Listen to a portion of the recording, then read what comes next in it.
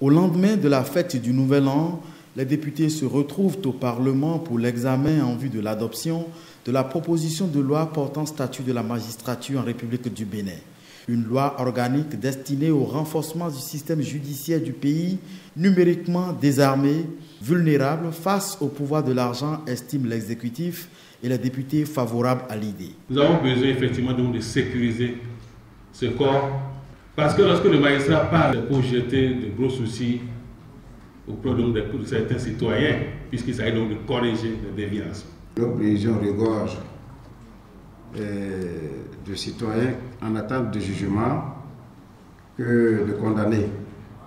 Le plus dur, c'est les innocents, les présumés coupables qui s'y retrouvent pendant des années avant d'être un jour innocentés. Et ceci est du fait de nombreux facteurs dont la lenteur dans le traitement des dossiers.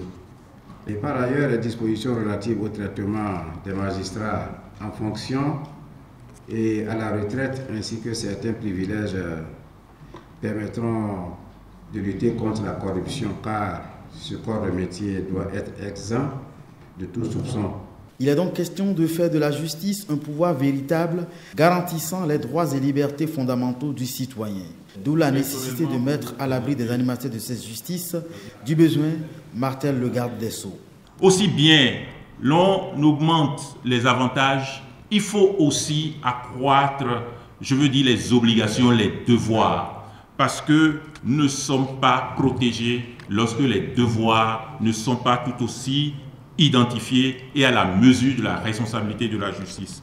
Des devoirs excessifs prêtant à une volonté de vassalisation du judiciaire à l'exécutif, dénoncent les détracteurs de la présente proposition de loi. Il est dit quelque part que c'est pour mettre les magistrats à l'abri.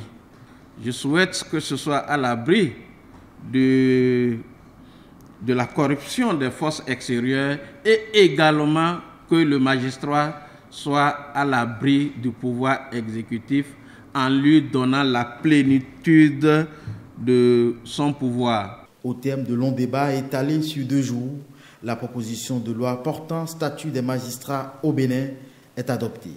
Les regards sont désormais tournés vers la Cour constitutionnelle pour sa conformité ou non.